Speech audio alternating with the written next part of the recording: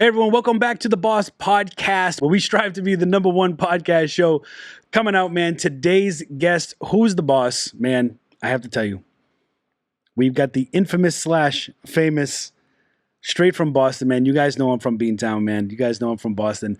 DJ, producer, and thrifter, and long friend for a long time. Like a really long time. We're going to get into it. So, guys, I want to introduce you, Mr. Richard Fraioli. What's up, brother? What's up, man? How you doing? I'm great. Thank you for having me. Appreciate you. Finally. We got a little late start, but no fault of anybody's. Yeah. Man, no comment. We're here in Florida. Yeah. We used to be friends. Well, not used to be friends, but we've been friends back in Massachusetts. Both of us from Mass. What have you been up to?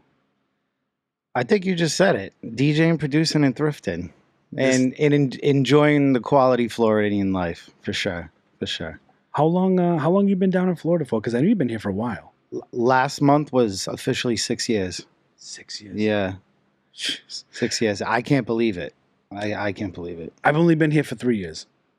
It seems like you've been here just as long. It seems like just as long because everything is so busy. Everything has been like so compacted with everything, like with the whole Amazon business and the whole YouTubing and going out and all that shit. It's just been wild, man. Right. You know, how do you like being here so far? Because I haven't talked to you. It's been 3 years. We've tried to connect a couple times. It didn't work out. But this is our first time actually talking, and since I've moved here. Right. It's been great. I mean, like I said, quality of life completely different. The weather is always beautiful weather. Even though it gets sweltering hot, still it's so much better than gloomy 40 degrees every day. Even though I do appreciate that when I go home, but I'm over it after 2 days. It's been great. It's been great down here, though. That's awesome. Now I wanted to bring. He likes to be called Richard, right? Richard. Sure. And I go by Richie, so we do have the same name. So we'll go with Richard. And I wanted to bring Richard on the show because I feel like the value that he's going to bring, we're going to talk about, you know, his DJ career. We're going to talk about the production of music and streaming on Apple Music and all this stuff. A lot of people have asked me questions in the past, you know, is it worth it to have your music streaming versus like getting like record deals and, you know, shit like that or whatever. If, you know, you're putting it on SoundCloud and monetizing it that way. But he's also a thrifter. So I actually want to go into like thrifting. He's gone into Goodwill. He started a little, a side hustle, side company called Nostalgiaholics, right? Correct. Yeah. Where he was uploading like Teenage Mutant Ninja Turtle t-shirts and like old school Nintendo stuff, just stuff that's going to take you back to your childhood if you were an 80s and 90s baby. I mean, it's pretty unreal. I mean, let's start with like the DJ, because DJing is your main, that's your main gig, right? Bread and butter is DJing. That's how I've been making a living. How did you start DJing? Like if we take it back to, I think DJ Italian Ice. We'll take it back. Where is DJ Italian Ice? Hey, yo, he ain't here, People man. still ask about me. Still ask me about him. I haven't seen him in a long time. Nor have I spoke about him. Talk about that. Guys, thank you so much for tuning into this episode. The Boss Podcast is sponsored by Amazon Lit. If you're looking to start an Amazon business or you'd like information on how to start an Amazon business, or maybe you already have an Amazon business and you're looking for guidance, knowledge, or education, you definitely want to check out the guys over at Amazon Lit. I got a link in the description. You can check it out and go ask them whatever you like. There's no obligation, but you can at least ask them and get some knowledge and education. If you've always wanted to start a business, now's the time to do it. There's no better time than now.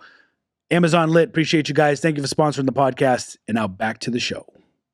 Like, what was up with Richard Fraioli and DJ Italian Ice? How did you have two? How it all started was my father. He was a DJ forever.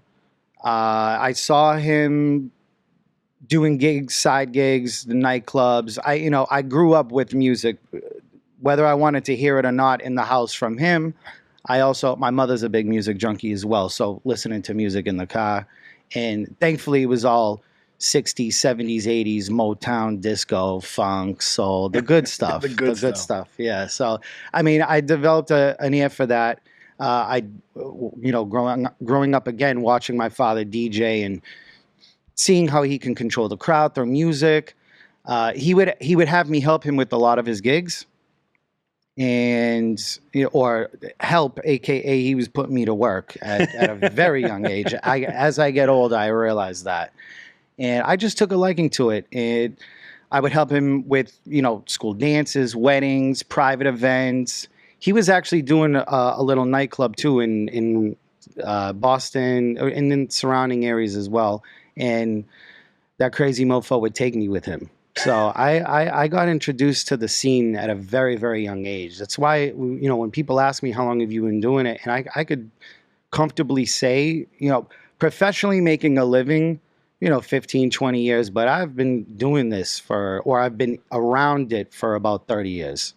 I mean, you could say my whole life, I guess, but when I actually knew what was going on and grew up a little bit to realize what was going on, which was around 8 years old. That's how I got into it. He took me to Miami for my first time in 2003. Actually, I graduated 8th grade, and I still have to ask my parents who approved this, because my 8th grade graduation gift, my father used to go to Miami every single year by himself. But when I graduated 8th grade, my gift was a ticket to Florida with his crazy best friend. I've been saying this forever the last year. I still need to ask my mother and father who approved that. Was it daddy saying Richard's going to Florida? Or did they say, yeah, maybe he'll like Florida? I hadn't been out of the state or like that far out of the state in my life. So I went to Florida around the year 2000, 2001. And then my father brought me to my first winter music conference in Miami in 2003. And that whole experience and that trip is what solidified me wanting to actually make a living and do this for the rest of my life. I went to my first nightclub. I went to my first ultra music festival.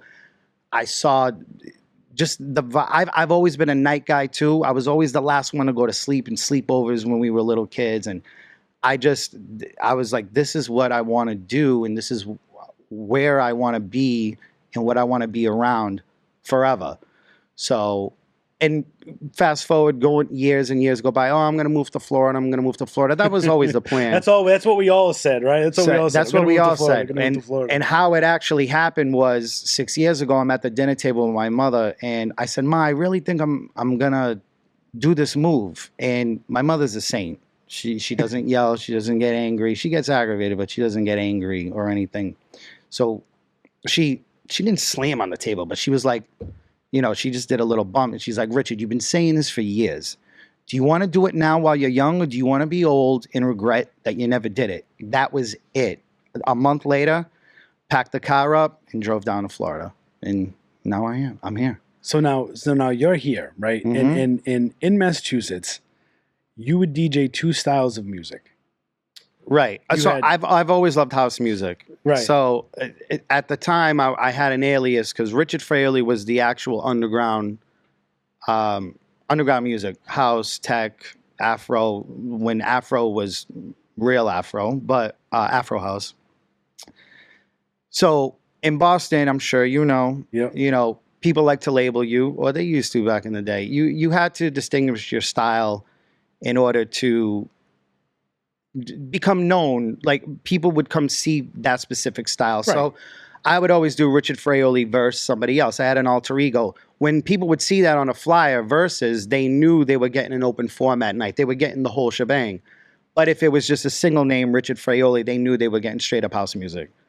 So that's and we did that because it's different now. But in Boston or New England, or just in the way the music industry was back then, that's how you distinguished.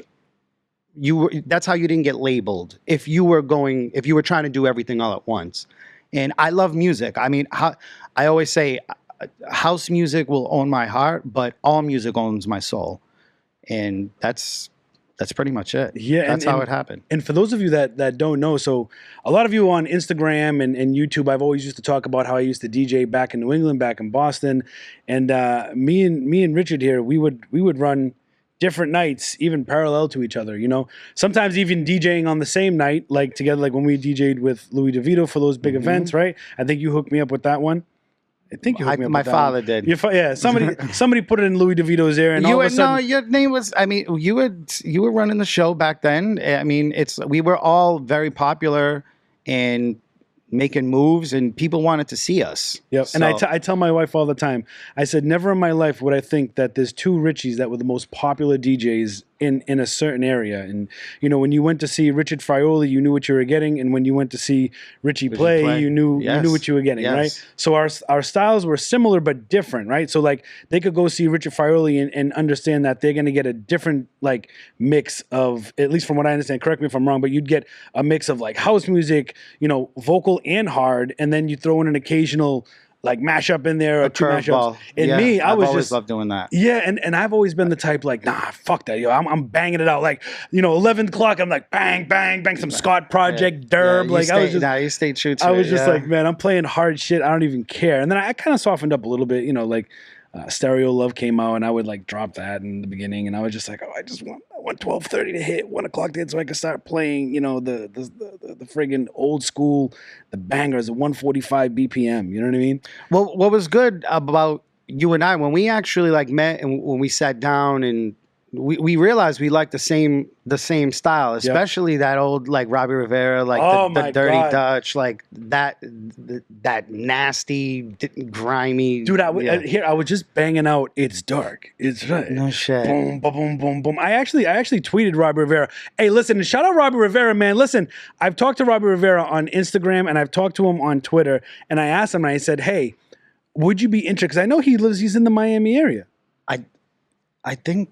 I don't know if he's moved, but I know back in the day, did he move? I think he moved. I could be wrong. I can't see him. I want to say Atlanta, but a very good friend of mine, Tommy Capretto from Philly. Yeah. He has a couple of releases out with him. We were going to talk about the last couple of years, and I could have sworn he said he moved, but I could be wrong. The funny thing about Robbie Rivera that I was going to say was that I always hold this one time where he was DJing at an after hours at Therapy. And I got to drive him. Weren't we both on that bill? We were both on that bill. Yeah. We were both on that bill.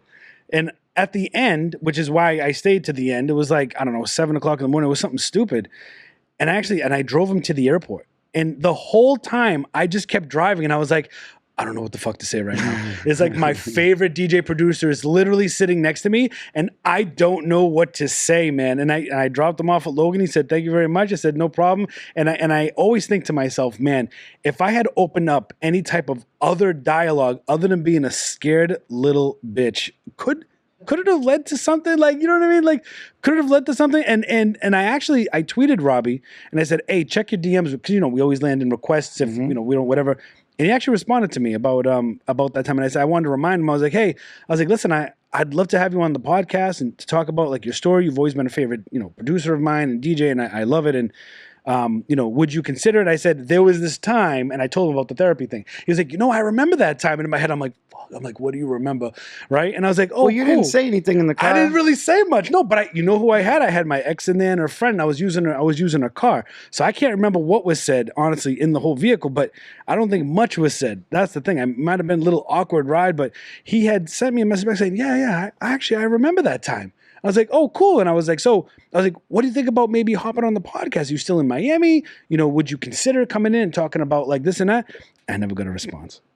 Well, follow up. He's a very humble, quiet guy. I mean, at least when I met him, he was very polite. He's producing Catholic music. The Christian stuff.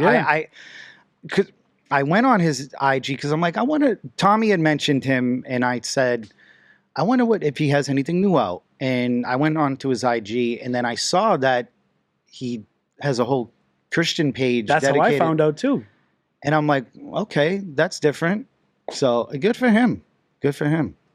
But he's still banging out songs for sure. I mean, imagine Robbie Rivera, boom, boom, boom, boom, boom, boom, boom, the hum melody, and then oh my god, it's 68 beats.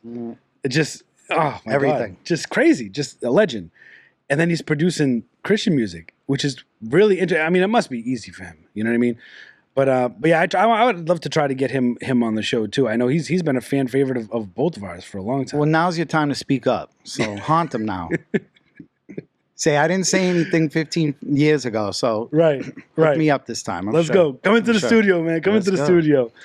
We've DJ'd in Massachusetts and stuff, and now you're in Florida, and I'm not an active DJ anymore. How do you feel the scene? Like, is the scene different here in Florida versus Boston as far as like the house scene, or do you find yourself playing more like different music other than house, or how is the scene here? Well, first and foremost, I'll say the Florida scene, there's more opportunity to DJ or do something entertainment wise. More venues. But there's hotel lobbies that have DJs. There's clothing stores that have DJs, and Boston had that for a little bit. But the unfortunate thing about Boston is that you only have so much time for nightlife. You have 4 hours.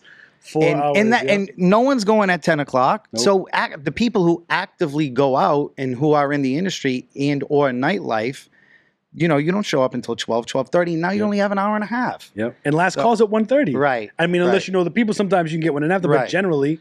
Right. And if you're lucky, you'll find an after party. But I mean, just regular nightlife in Boston, it's been the same format, that 4 hours. So, and you can't do happy hour. I don't even think you can call it happy hour. Nope. But there's a lot of restrictions there. In regards to Florida, though, there's just a lot more opportunity. And as far as the music, there's so many different cultures down here. And you could you could literally do whatever you want musically. Like I said, going back to when I first came here, I fell in love with real house music, the tribal, the Afro house, the deep house. When that shit was like first coming out and it was pure, and that's why I fell in love with Florida, because of that music, and it's still going on. And thankfully, a lot of the venues I played, the format that they want is what I love. So it's just there's so much opportunity down here, and even if there's not a party going on somewhere, they're open. Businesses and establishments are open to hearing your idea if it's going to generate money and bring people in, and most importantly, create a good vibe for everybody. You could do that down here easier than Boston. Right. I think I would agree to you, even though I haven't been active here. I just visually seeing all the areas that offer DJs or some kind of party environment, or even restaurants that have DJs that play like deep house, kind of set the mood, set the tone kind of thing. You said providing opportunity, and on this podcast, we call it the Boss Podcast because we talk to anybody making money outside of a 9-to-5, right? You make a living DJing, producing. We'll get into the thrifting in a little bit, but with DJing, I can remember in Boston, man, I just remember back in the day getting nickel and dimed all the time. Like, as far as like, hey, we'll book you for, fucking $200. Now listen, this isn't 2024 money, right? This isn't inflation money. This is like in like late 90s, early 2000s type money. You know what I mean? $200 will take you a long way. Not now, but back then, 200, whatever. But even 200 back then was honestly shit pay if we really think about it. Because they required you a lot of times to bring in a guest list, right? DJs had to bring a guest list, bring a crowd, still right? do. So that was gonna be my question. Are they still doing that shit? Still do. Hey, we'll book you for short money, or like what are you making like with DJing here in Florida compared to like Boston?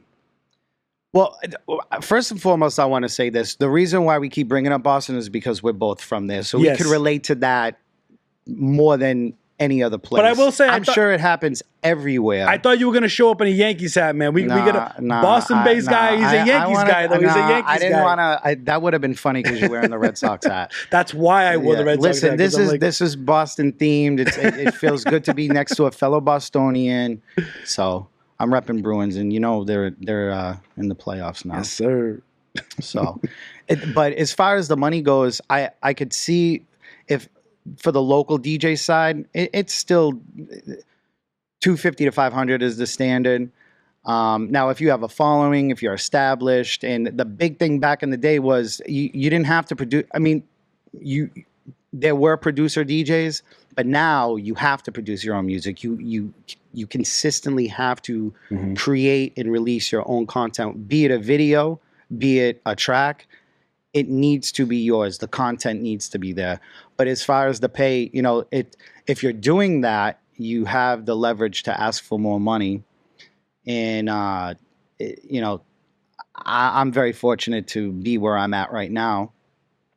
But as far as the local scene, that shit's still going on. That 250, 300, it's bullshit. It's, for it, or that opportunity, like, we'll pay you in exposure. Right. You see the memes. We'll put you on the flyer and all this other shit. That shit still goes on, man. Oh my God. I can remember being like in an area where I'm like, all right, like the dream gig would be, okay, we're going to pay you X amount of money, which is going to be lower than regular, but at the same time, we're going to give you a piece of the bar. So like, we're going to give you 20% of the bar. A lot of DJs don't know that. A lot of DJs don't think they could ask for that. They need to ask for that. They need to ask for that. That's how you make the money. You know Red Sky? If you're so how could I forget? So listen, so Red Sky was it's not Red Sky anymore. Best buffalo chicken tenders ever, and I'm sure a lot of people would agree on that. You know, I've had their buffalo chicken tenders. They are really good. They shut down now. There's no more Red Sky. No, that's been gone for a long time. And I remember, I'm not sure, I can't remember what nights you were doing alongside of that, but you would come into Red Sky. So right. Red Sky, Red Sky was the night that me and my buddy Sal, shout out Sal, I don't know where the fuck you are, but shout out Sal. We would run this night, and there was this little, it was a small, maybe 150 capacity, 100 person capacity. You think? Was it smaller than that? I would say 100, 120 was like jammed, though. Yeah. You know what I mean? I think 70 was jammed. And they had the hotel upstairs that would always complain about us. We ran this night, and I was the resident DJ there, and me and Sal would promote it, and then Richard over here would come in, and he would DJ as well, making guest appearances. And like one time, you were DJing, and I hopped in and dropped the bomb, and you hopped back, and we were hopping on. It was just a wild night that we were attracting like some of the bigger promoters that were running some of the bigger nights. Like I know Ace came in there one time. I know Winter walked in there one time because these guys were like, well, how are these guys making this noise in this small spot? What is this? Like, I want to see what's going on. But that was like a place, that was like a dream gig almost. Unfortunately, it didn't have the capacity, but that was like one of those like 30% of the bar. We were getting 30% of the bar. Plus we were getting 50% of the admission. Right. Total admission. Right. And it was a great vibe. And it was a great vibe. No. It was fun. It was super fun. It was so much fun. It was so much fun. Most importantly. If DJs could get a gig like that at a 2,000 person venue where you get 20% of the bar, even 10% of the bar. Give me 10% of the bar, $500. I think that's a standard. 10, 15% would be the standard on top of the fee. I think we got such a high rate because they weren't doing anything. Like they were doing nothing on the night, and we just came in and we just brought everybody from all the different clubs that we were going to. That was on an off night too, wasn't that Thursday? Thursday nights. Yeah. That was on. The beginning of the weekend, technically, if you're in the industry, but Thursday night. And then you sparked that, and then all of a sudden, those, like you said, those bigger promoters would come in on a Friday and Saturday, and that shit popped off. But so now what gigs? Red Sky, Red Sky, dude. Red Sky was awesome. Yeah, it was just awesome. Buffalo, shout out to Buffalo Chicken Tenders, bro. Yeah. I still think about those to this day. Speaking of that, man, what's up with the food here in Florida compared to Boston? Is it there, or do you have to go to like top tier restaurants? You need to find your spots. That's all I'm gonna say. I don't want to shit on anything, but you have to know where to go. And just because it's fancy or it's expensive, there's a lot of the times you're still getting a mediocre meal. Which is unfortunate. The thing that I found is that if you don't know somebody that knows a hole in the wall place, most of the like what you're saying, you know what I mean? Yes. Either you're getting good food there, or you have to pay a higher price, a premium, to get decent food. Right. At least. That's what I'm saying. You know what I mean? That again, you're paying. Like there's no North End here. No, you know what I mean? No. There might be like one little shop, but you said it. Somebody needs to tell you about it. You don't go by reviews and. Listen, nothing will ever beat New England food. I don't care. Best in the world. New England, all of New England. But yeah, we live here because of the weather and everything else. So. But listen, a lot of the places where I go to eat, a lot of New Englanders live there. Right. Which is, and with even running, not even just food, but people who want to start businesses or grow in whatever department they're at. A lot of them move down here again because there's so much opportunity down here. What venues are you playing at right now currently? So I currently DJ for a company called the Restaurant People. They're primarily in Fort Lauderdale, but they have venues out in Miami. So I'm mostly on Las Olas. I do a lot of stuff down the street in Delray at Throw Social. Okay. I'm all over the place, thankfully. Nice. But primarily Fort Lauderdale, Miami. It's good. It's good. And now you're DJing. You're making money DJing.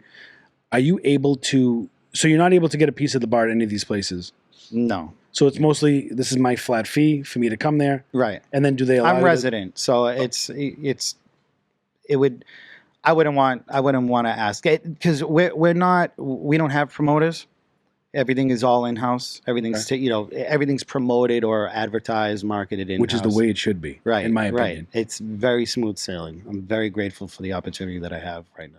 Yeah, because I used to hate when you get booked for a gig and they're like, oh yeah, you have to submit like a 50-person guest list, or you have to submit this and that and the other thing. And it's like, look, I get it. Like putting my name out there, you guys supposed to like push your guest, right? Imagine I said to you, hey, I want to have you on the podcast, but the only way I'm going to actually do anything is if you like dish it out to all your friends, and it's just like a Right. shitty way to do business. Well, see, I do. First of all, that's not our job, especially as a DJ. Our job is to DJ and provide for the night and take care of the people. I do that naturally, though. I mean, and I'd like to. I take pride in that too, because I'm naturally going to tell my friends about it. I'm going to try to submit a guest list of as many people as I can. Right. I want to show. I want to present and show them that I have value on my own, though, without being told. So when you're being told that, it actually gets in the way of your performance and you looking forward to the night, because now you're so stressed out that not only do you have to provide the music and the entertainment, but now you have to provide the guest marketing. Yeah, man, it's The like, marketing. come on. Yeah, let me go out and hand out flyers and all that other stuff. Meanwhile, you're going to pay me $150. Fuck Right, you. right. GFY. So, all right. So you're DJing now around here. You're taking your skills from Massachusetts from a very young age. You're making money. You're living off it, right? In this crazy economy, right? Inflation's crazy, right? But not only DJing, you're also producing music. Right. I've been producing for a long time too. You've been producing for a while, and now you've actually, I think your latest that I heard was it with Tommy? Tommy? The Capreto? latest. Or was Yeah, it? Or was it one I after haven't- that? I haven't. No, it was a remix for Tommy. The track's called Situationship. My thing is that I could be producing a lot more, and I could be putting a lot more tracks out. For a while I was doing side projects where I was producing for multi-genre artists, and I wasn't posting my name on that or anything. I was just helping other people's projects. Now I have so many tracks that are ready to go, and it's long overdue. It's long overdue, and I'm really looking forward to it, and I'm very, very excited to finally release what represents me. It's not just one style of house. And some of it isn't even house. It's just, again, I love all music, and I love to make music, and just even when I'm in a studio and I'm there focusing, I want to make a tech house track. Sometimes I'll find a synth or a sound, or I'll create a melody where I'm like, wait, I got to go this route instead of that route. And I just go with the flow. Making music isn't supposed to be complicated. There are people who make music for certain reasons, and there's ways to go about it in the business. If you want to market yourself and become the next AAA DJ or producer, you could go do that. But I make music because I love to make music, and especially the stuff that I put out, my name is on that, and it's gonna live forever. So I'm a perfectionist too. That's also why I procrastinate a lot, because I keep going back and back. But Yep. fortunately, this is the year where I'm going to be releasing the most music I have ever, and it's definitely going to represent myself. But most importantly, it's all vibes. It's all vibes. There's aggressive stuff, there's moody stuff, there's chill stuff. I want people to actually hit play, and you figure out what mood you're in, and you relate that song to whatever you're going through or whatever your mood is for the day. And I just really want to get it out, and I'm so looking forward to it. And actually my first track of this year is coming out next month. I'm actually pretty pumped because the track you released, that remix you did, Situationship, it's got such a funky vibe, like bow, bow, bow, bow, bow, The bow, next one is bow, kinda like bow, that, bow, yeah. bow. It gives me almost like a Bruno Mars housey kind of like vibe. I used a lot of vintage synths in that, and I again, like how I try to go towards a track or producing something, I want to capture an emotion, like not to make you cry, but more on the sad side, on not even sad, but just I want to capture your heart, but when that drop hits, it's like I'm ripping your heart out, but I'm throwing it right back in your face, Which and is- like which covers the whole spectrum. But that's a perfect descriptive of that song because you have the ding, Yeah. you have the chimes The where it's piano, like the heart, yeah. and then just and the boom. vocal, the Yep. girl, yeah, she's got a beautiful vocal. So now when you stream, are you does streaming pay well? Like Apple Music, No. do they pay well? They don't pay well, right? Because that's what I've heard. No, that's been a thing for a long time. What streaming, unless you're getting hundreds of millions of streams, you're on playlists. That's where you would see the money because it's all about marketing now. And you have to have your track become part of an algorithm. It's got to be placed. You have to pay or just get lucky being placed on a playlist. That's how streaming works. It's not all about the Beatport or Right. like or downloading the actual track. That's where the money's at. If somebody is actually downloading your song for $1 or $2, however much, you would see more income Okay. that way. But streaming, it's not financially stable. So at your all. track, you can monetize on SoundCloud? Your music? Now you can. So- Finally, so I when think they somebody- started that 2 years ago, but finally you can. Finally you can. Yes. Similar to a if it's Beatport? yours, it has to be yours though. Everything has to be yours. So I tried uploading a mix recently, and they were like, "Nope, copyright on here. You can't do that." That's why. And I'm like, "What? It's just a mix. I'll label it as a mix, and I can credit all the artists and all that stuff." It's but you unfortunately you're distributing intellectual property without their permission. That's how my first SoundCloud got deleted because And I made same a couple. I made a couple of remixes and the Bootlegs, mixes too. Damn man, those mixes. man, I had We- over we- a million. Yo, we used to yeah. come out with mad CDs. We did. And, And we were sitting outside Peter the Lansdowne DiPaolo. Street. I remember. Oh my Peter God. DiPaolo. Dude, remember Peter? Yes, Doing the CDs, the Yeah. laser print, and all that stuff, Yeah. the copying. I remember being on Lansdowne for Street. free.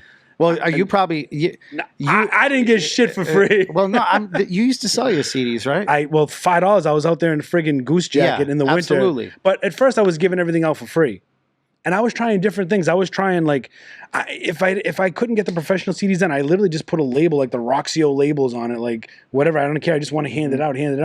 And then as the future progressed, I tried to buy at the time it was like Wish just came out, and I was buying these little thumb drives with little DJ guys, and I was putting my mix on that, and I was handing out the That's thumb the drives. way to do it.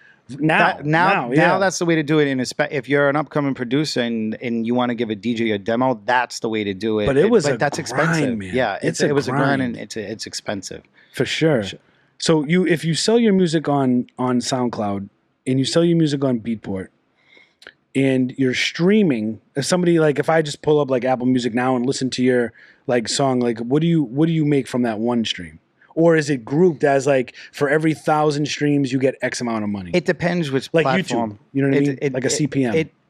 It depends which platform. I mean, I think Spotify is like 1/10 of a cent per stream. Really? I never thought it was like that, man. Really? It's not like that? good. It's not good. That's crazy. YouTube. That's why you have to upload it everywhere and monetize it throughout all those outlets: YouTube, Spotify, Apple Music, Deezer, Google Play, Amazon Music.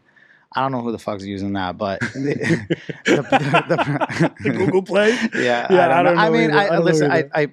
I don't mean to sound like an idiot or No. or an asshole. Just look in the camera and be like, who the fuck is using Google Play? Right. Nobody's using Google Play.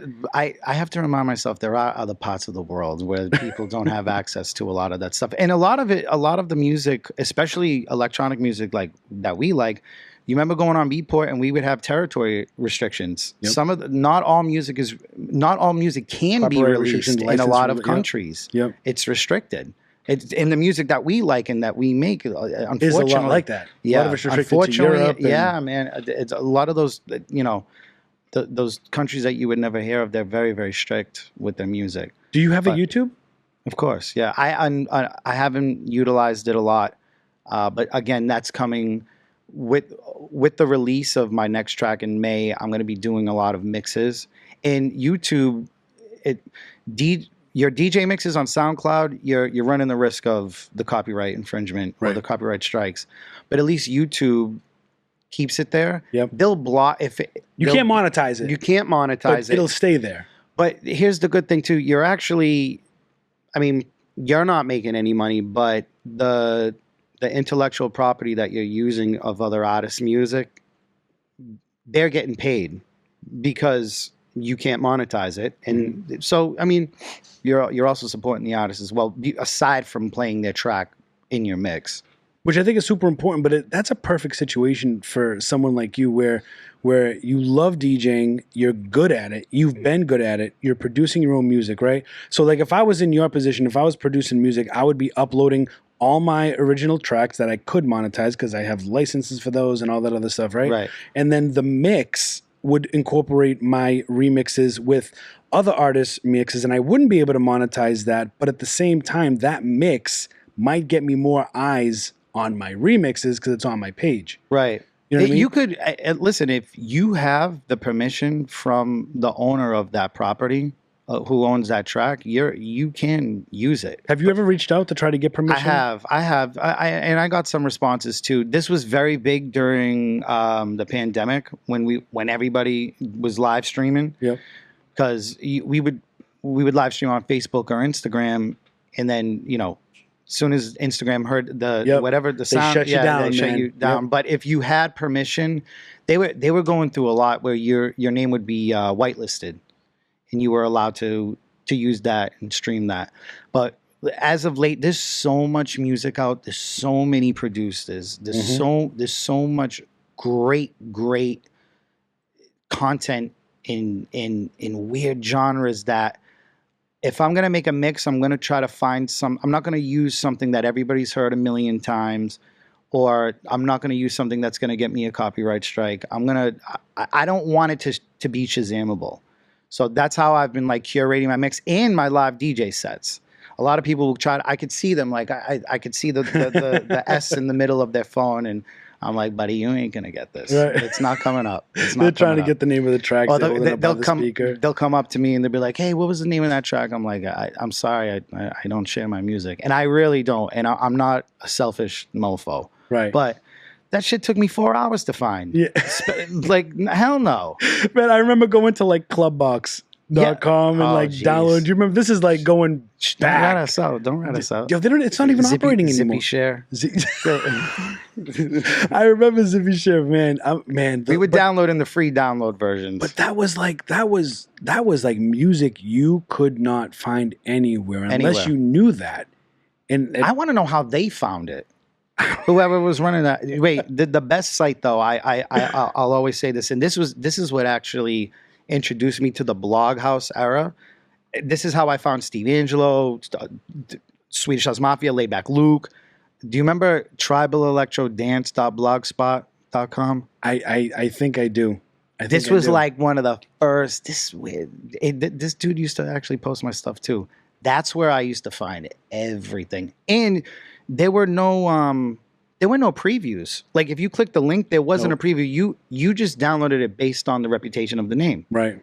Or the name of the artist, song, or if they said the subgenre above the link. That's how I used to download the music. But it's fortunately now I get a lot of that stuff officially promo released in my inbox. Now it's just flooded, but I'm still subscribed to a lot of DJ Pools, Direct Music Service, DJ City. DJ City's still around, huh? They've been around forever. Yeah. Shout out to Danny Diggs, by the way, Direct Music. There's two of them. Oh, no. There's Direct Music Service. There's Direct Music Service. DMS, that's Danny Diggs. Well, Danny Diggs is part of that. Shout out to him. DMS is great. They have a whole catalog. It's not just one genre or a couple, popular. They have the old stuff. Everything's quantized, intro, outro. I still use the DJ Pools, but I'll tell you, speaking of SoundCloud, you find the best edits or weird remixes or stuff that no one is going to find on SoundCloud nowadays. Yeah. You got to go down the independent rabbit artists or big artists or both. Both. Yeah. Just the bedroom producers too. There's a lot of kids that are producing a lot of good stuff that they've done their research. They know how to produce, or they're thinking of different stuff that isn't supposed to mix well, but it does. And that's why I primarily use SoundCloud to download a lot of stuff, because that's what's also going to differentiate your DJ set versus everybody subscribed to the same DJ pool. Every DJ is going to be playing the same thing. He or she is going to be playing the same thing. So I've talked to a bunch of people like up in Delray and stuff, and they say like, oh, I don't want to go to a certain night because they said they play the same music that you can hear at the office versus at Throw Social, or it's the same remixes, the same mashups, right? And it's not something that you're playing, but it's like a lot of these DJs, they're throwing in these like mega mixes, right? These like 15-minute long mixes that have like 10 different songs in it, and then push and play. And like, but like the thing is like 6 or 7 DJs all have that same 15-minute mega mix. So it's like remember back in the day we had that Mary J, right? And we had Fat Man Scoop. Yes. You knew what was coming. Right. Like you knew that I still play the same. Yeah. I still play the same song. And it was gonna to be faithful. Yeah. dude, and it was gonna drop into engine number 9. Like you just knew because a lot of the DJs were playing that. Not that it didn't work, it worked. But there wasn't a lot of DJ pools back then. There wasn't internet blogs. I mean, there was the internet, obviously. We were carrying our records. We were carrying records. Right. I know you were. Like, we were carrying record all. cases, man. I remember having a lug in. It's like they were weighing like 30 pound, 40, 50 pound. You had to get the hard aluminum cases that locked on the side. What were they called? I still have it. Road cases? No. I know Not what you're road talking cases. about. The brand. Oh, my gosh. Yeah. But they were like... I still have mine. Yeah. Dude, and just the records alone, having to go into the record store on, what was it, Thursdays was release day? Something like that. And you would just have to get the records, and it was a crazy If time, that was man. there, if you were out the weekend before and you saw a fellow colleague DJ playing that, you had to pray that it was at the record store. And if it wasn't, that was it. That was gone. Or you had to travel God knows where to try to find it. There were definitely certain remixes that you had to have. Like, you had to have... It didn't matter who was playing it. You had to have it because it was a hot record. Right. You know what I mean? Right. You had to play it. And if you didn't play it, people were like, why aren't you playing that? Right. You know what I mean? They question it. So you're making money DJing, you're making money producing, you're living your life. It's what you want to do. I still have a long way to go, but I'm very happy and content and grateful to where I'm at right now. I'm actually pretty excited to hear what you got coming up. You said you had a lot of remixes and a lot of original music coming up. So. It's going to be originals. They need to come out before they get dated. They've been sitting on a hard drive for a long time. Well, hold on now, because only dated to you. But no matter when you release it, it's going to be new to everybody else. There's certain sounds, you mean like the sound? Yeah, I try not to follow the trends. Sometimes it just happens that way. If it sounds good, it sounds good. But again, a lot of the stuff that I'm coming out with just represents me, and it's a mixture of all the influences of music and genres that I love and that I think work well. And I just hope that at least one person likes it. So, how's your dad doing? I haven't seen him in a while. He's great. He's a firecracker, man. I remember him, man. He's a great. Firecracker, man. Yeah, he still is. I remember some of the good times where like he would be at the nights with me, you, and Louis DeVito, and even like Lucas Prada would be there and everything. Lucas actually trying to get Lucas on the. I'm trying to get him on the podcast. He said he's going to do it. I was going to get him on here next week, but something came up, so we're going to try to get Lucas. Doesn't he Prada. live down here?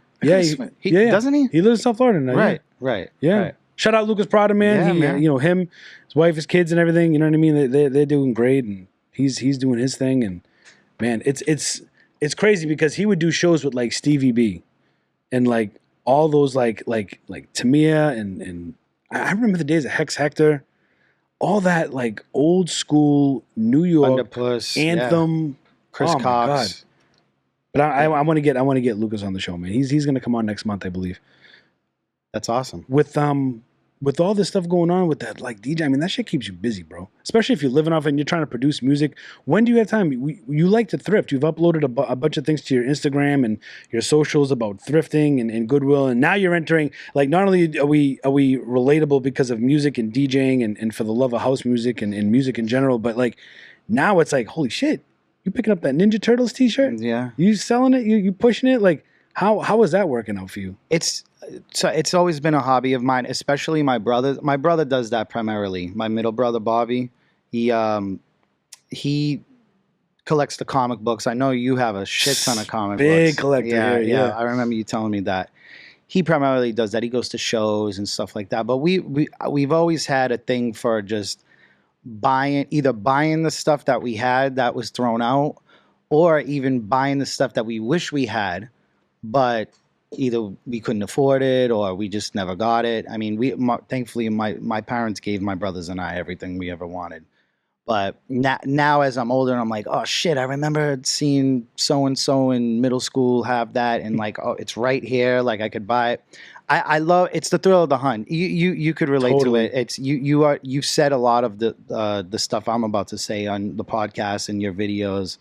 It's the thrill of the hunt, and I just I'm a '90s kid, so I just love all of that stuff.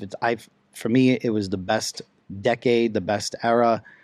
All everything that people love now and everything that's being re-released or re-retroed, we got to experience that when it first came out. It was original. Mm-hmm.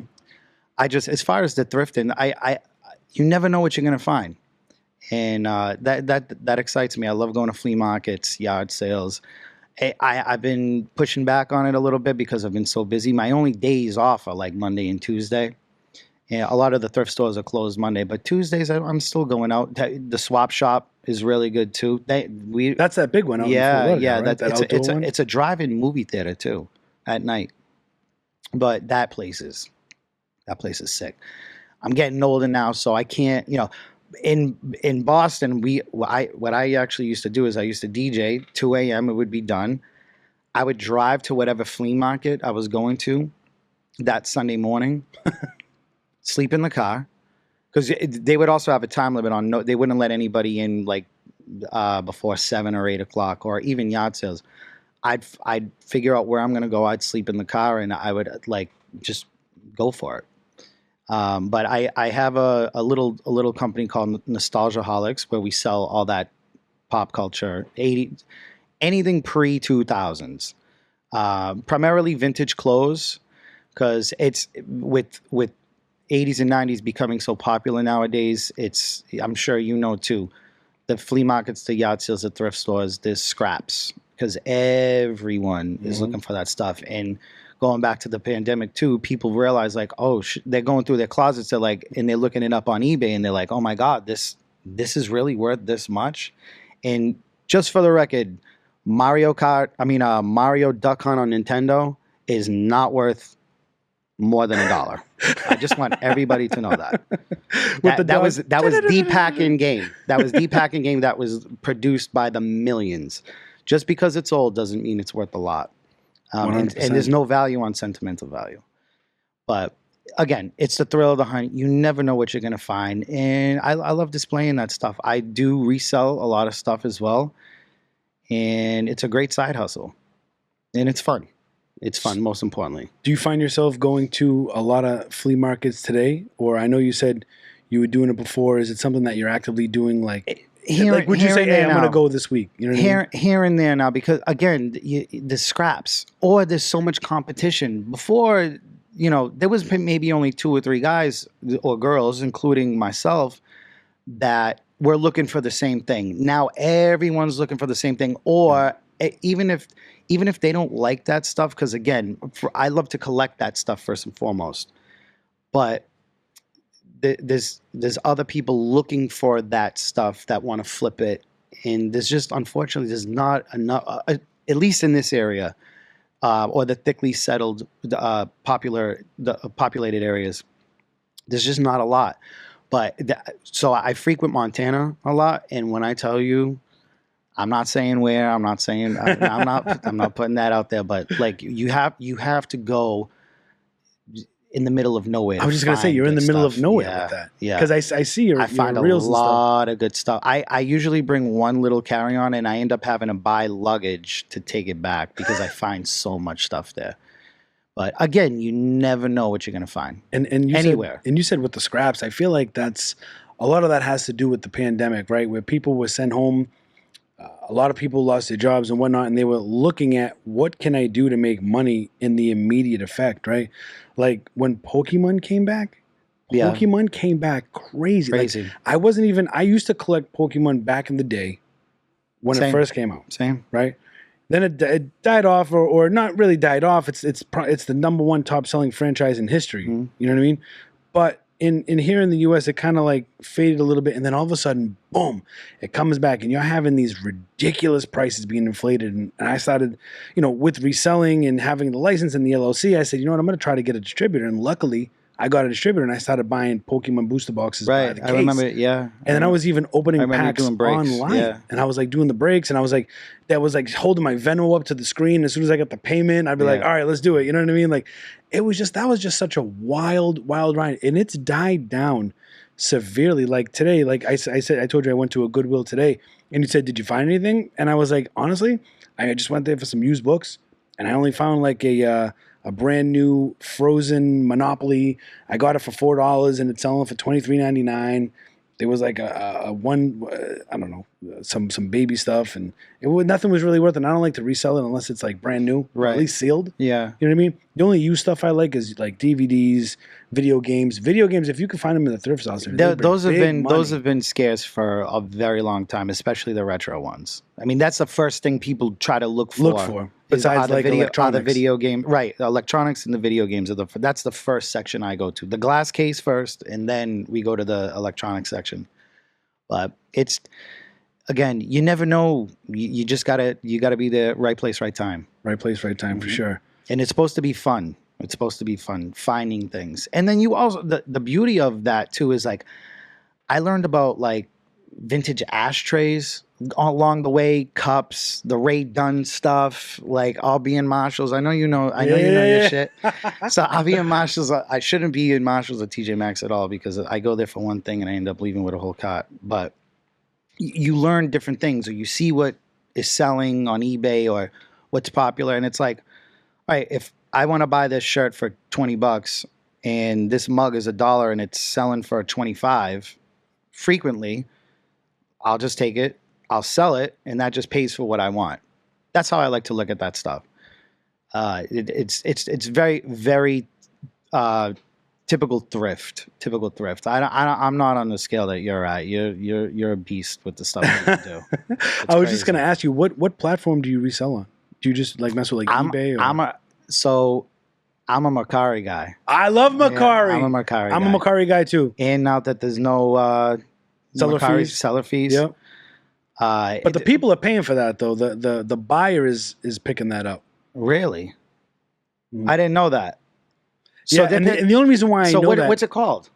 What's the? I don't know. The only reason why I know that is because I recently was trying to negotiate one of the items, and the guy was like, "Come on!" Like he was trying to like lowball me bad. Like it was like 25, and he like just set the minimum, and he was like, I'll give you $11 for it. And I'm like, dude, no, like 24. And sometimes if they give me a stupid answer, I'll go up $1 than my previous offer because I'm like, well, now this price is this price. I got a stupid answer on the way in. It's just ridiculous. In the traffic. I understand why people do what they do, right? Because they just want to see, well, what's the worst they can do? You never know. Right? You never know. Exactly.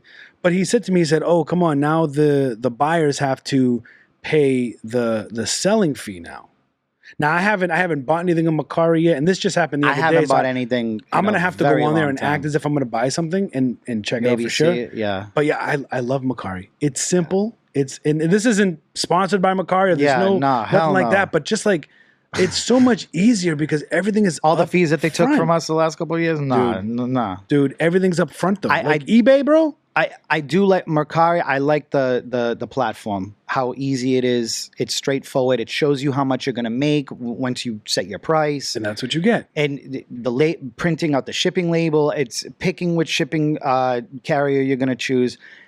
But I have been using eBay a lot because a lot of my vintage stuff, especially the shirts, that should be on eBay. But the Mercari, it was just a convenience to list it. And I'm in no rush to move stuff, but now with there's no selling fees, when that actually launched, I went down everything, $5 less. I'm like sending offers to the people who like it or just sponsoring it. I like using Mercari, and eBay's cool too. The only thing I don't like about Mercari is they're a little restrictive with what you can do. Like in terms like they allow you to promote 10 products. So you can look a day, yes. Right? So you can only do that. You can't change all your product prices to be reflected, I guess, in a promotion. And I'm not sure how well They promote it. I guess they're supposed to put it to the top of the ranking or the listings or whatever it is. I can't confirm that, but the fact that I can only do 10, if I have 300, 400, 500 listings, that means I have to like do 10 and then I got to wait till the next day and I got to do the next 10 and the next 10. And then the other thing I don't like is that if I want to send an offer back, or if I want to reprice things, or if I want to control the price, it stops me and it says your price has to be below X amount, 10%. And they're giving like to the cents instead of just making it an even the even amount. So that's my only complaint with it is the like let me price it, let me offer, let me discount or not discount as much or as little as I want to. At least give me that. The promotion thing, okay. You know what I mean? Okay, you're saying, well, we're only going to give you 10 because if you promoted 300 items, then you're going to take up all this. Like, okay, I understand the promotion part, right? Because essentially you're getting it promoted for free, right? I mean, you're lowering your price or whatever. But I just think they need to fix the whole price thing and just not be so restrictive. But again, the platform's great. What I'm trying to figure out too is, say if I promote my item to the likers, and it's, say Mercari chooses the price that is something I don't want. If you go back into the listing and you edit the price yourself, I wonder if that actually alerts the person. It's just like OfferUp. If you lower the price on OfferUp and say somebody liked it, they're getting alert. I do it all. I get the alerts all the time. They're getting an alert saying, "Hey, this price just dropped. So and so just dropped this price on this item." Yeah, I don't know if that actually either. I've wondered that too, though. But I'll tell you what you can't do is, recently I found that one of my Pokemon sealed products was worth like $120 more than I had it listed for. So I was like, oh shit, like we'll say it was $50. I was like, I'm gonna put this for $170. And that's fair, that's still fair market value. That's lining up with whatever. Once you do that and you raise your price by any amount and you go to promote it, it will say this product cannot be promoted because you manually changed the price. So like, I haven't ran into that. So like, say you have a product and you list it for $50, right? You promote it, it goes down to 58, whatever, 56, right? You do that a bunch of times, right? You've done that for a couple weeks now. Now you're in the 40s, you're 49, whatever, right?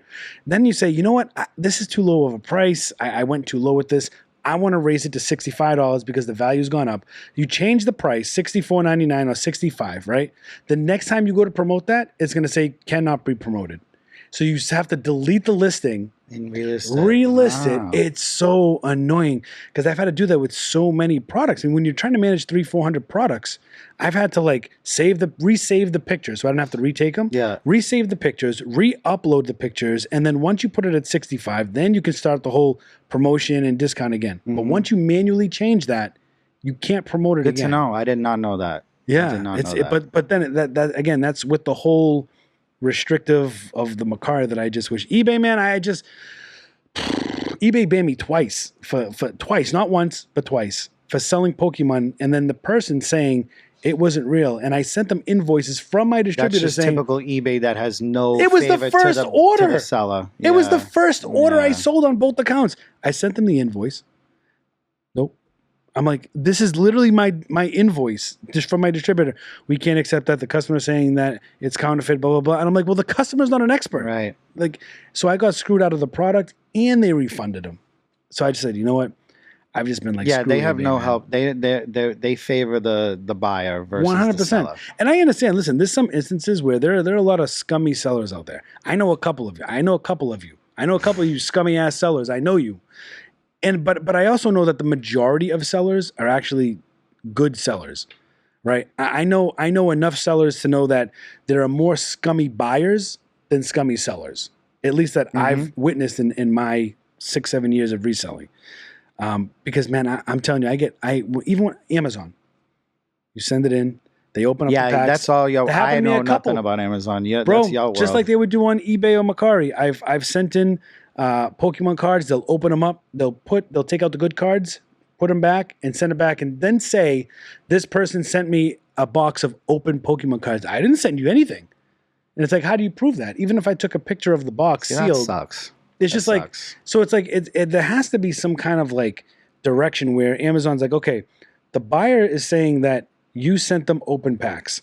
The seller is saying No, that's not the case, and can provide evidence of distribution and all that other shit. So what do? At that point, honestly, I think the company needs to take the hit and just be like, okay, we're going to refund you, but it's not going to affect the seller because we don't know who's telling the truth here. Mhm. And I guarantee you, if companies started doing that, maybe they would try to like tighten up on. Honestly, I don't know what the answer is because how do you stop it? You know what I mean? How do you stop that? You can't. Well, there's always going to be scummy people, unfortunately. Again, I'm finally starting to get into eBay. When it comes to high value stuff, especially like the Pokemon, if we're talking about Pokemon packs, I'd rather just sell those locally.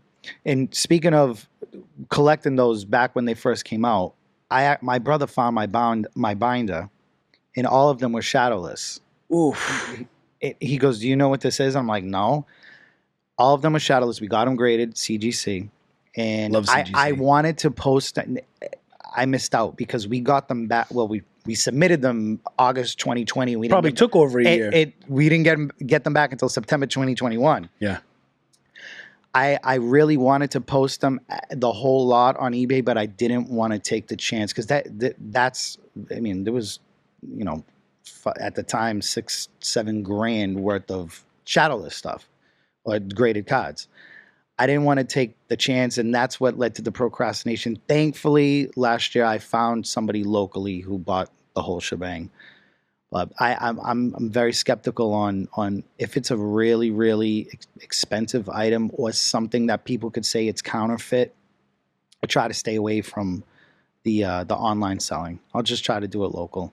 I got to tell you a quick story about my worst Macari, which was my latest. Go ahead, because I want to tell you mine as well. Yeah, so I sold this person. We were negotiating 2 Pokemon booster boxes. One was a Unified Minds.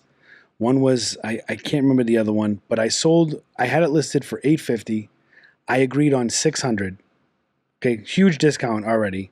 Okay, so that's a $600 booster pack. This guy, and stupid me, I should have known. There was no profile pic, no reviews. Just joined that month. A dumbass. Because I'm like, Macari got my back, no problem, right? Nah. This other booster box I had listed for $250, and I sold it for $175. So we're talking almost $800 worth of stuff, right?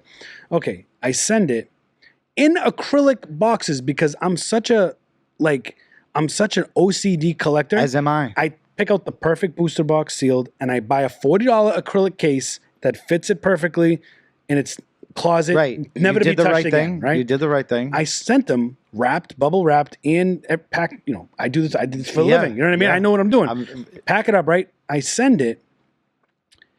He wants to open up a return because he says it was received damaged. And he showed a picture of the acrylic case smashed, right? First of all, I don't know how the acrylic case smashed like that with all the bubble wrap. But even that's not, right? If they receive something like that, how is that? You're not the carrier. I know. Wait. Go ahead. I'm sorry. Listen, it gets better, right? Yes. So the booster box in the acrylic case that got smashed had a little bend in the corner, and he said, look, it's damaged, right? So Macari allows them to return it. The other box, he said it was smashed, but he's going to keep the other box that he paid $175. But the $600 box is in question now, right? Oh. Macari gives him or puts it on hold. He sends it back. Okay. I open the box up to see the return. It's Palladia. It's the newest set that was just released like 2 sets ago. Mm-hmm. He returned a different booster box. I told Macari, hey, they said take a picture of everything. I take a picture of it all around. Macari says, okay, thank you, and then we're going to investigate. Okay. So now, like 2 days go by, I get an email that says, hey, we've concluded in the investigation that the item that was sent was the correct item. And I go, correct item? This says Unified Minds. This says Palladia. Well, the customer said that they had sent back the correct item. And I'm like, so I'm out $600 now. Needless to say, I didn't get my way. This guy got away with getting $600 returned to him, and he got a $600 box. And he sent me a $100 fucking new booster box that I still have it sealed. And you know where he's from? Boston. Oh, Massachusetts. Guess where you're from in Massachusetts? Where? Haverhill. I'm not from Haverhill. Not from Haverhill, but yeah, that's where he's from. Haverhill. Yep. What? You should. I'm gonna talk. We're gonna talk. Yeah, man. I'm telling you, man. I'm gonna get. $600. You fucked me. You fucked me out of $600. I can't right? wait to see what's his name is. So I got screwed out of that, and that was like my biggest loss from Macari, and unfortunately, that was the latest one. Mm-hmm. Yeah, they again, Mercari, and once Mercari sends you that conclusion email, that's it. There's no appeal process. It's that's like it. No, they just tell you GFY. That's it. That's it. My story short. I have immaculate track record, 5 stars. My shipping, how I package everything, I'm very on point. If it's a vintage item, I actually have a Nostalgiaholic sticker on the back. I hand write, thank you so and so. You add your for personal your purchase. touch. Yeah. At Nostalgiaholics and then Richard. Like I actually, I want somebody to receive this and be like, oh shit, it's as if they were ordered it offline from a major company. I put the shirt in a bubble wrap. Not bubble wrap, the clear poly bag, but then in another poly bag. It's crazy. So I actually, my story with toys is that I found these Transformers at Marshall's, okay, for like $10. And I saw that they were going for about $70, $80. This is not compared to you. That what happened to you was horrible. But Hasbro tapes they actually put tape on their products. Like they tape it shut. So I sent it to him. It's brand new, never opened. Wait, you mean like a seal? Like on Legos, how they have the tape seal? No, Legos has the actual circle seal where you know if somebody opened up. Yeah. This package actually had like packing tape.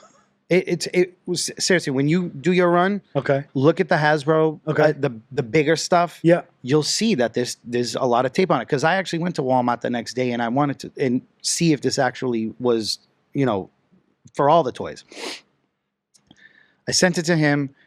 He gives me a 1 star and he leaves the review. He's like, the seller said it was brand new, but it wasn't. It was just taped back up. Ruined my fucking rating. I hate that. The second one, I sold a pair of used headphones. Now, pictures. You want to talk about pictures? I take the most detailed pictures. The light shining on it. Even if there's a little crack or anything, the girl gets it and leaves me another 1 star and says item cleanliness. When I was like, yo, these are headphones from 2001. They're used, and it's in the description. Contains multiple flaws. Please see pictures. Item condition used or fair actually on Mercari. That's my aggravating story. It always gets touchy when you're talking about used products, because it's like used, I guess, could be subjective, but as a seller, what's right, what's but new, we're good, fair, poor. But we're taking the steps. I want to see pictures. The more pictures you post, obviously, the better chances it's going to sell. And then hopefully the person who's buying it isn't an idiot and they're actually going to look at the pictures. But when it just sucks when sellers they go out of their way to make sure the description is actually great and to make the buyer comfortable. And then when they receive the product, they say "fuck you." It's so annoying. But we keep moving. It's all good, man. So between DJing and producing and thrifting and all that stuff, man. Listen, I want to thank you for coming on the show, man. Thank you for having me. It's been a while. I'm glad this was the reason why we finally met up. And yeah, because like I said, we've tried to get up a little bit, but things have gotten in the way where we couldn't do it. So very busy person. And you have a family. I thankfully not yet. I don't. Can you tell people where can they find you on socials if they want to reach out to you or your company? The typical, for my DJing and music, it's at Richard Fraioli, on Instagram, SoundCloud, Twitter. I don't really use Twitter, but everything is on Instagram. If you X, that's right. Again, I don't use it. Right. Just if you go to my Instagram, I have a link tree. Everything's on there. And then as far as the vintage stuff, it's at Nostalgiaholics. That's on Mercari, eBay, and Instagram as well. Awesome. We'll put everything. Links will be in the description and everything. Man, Richie. Yo, I appreciate you, man. I appreciate you coming through, man. Appreciate you having me, man. Guys, thank you so much for tuning in to this episode of the Boss Podcast. I hope you were entertained and at least learned something that, no matter what field that you're involved in, there's ways to, get in there, have fun, make money, and have a good time. And until the next one, thank you so much for joining. I will catch you guys on the next one. Thanks for being the boss today. Thank you, brother. Ciao. Later.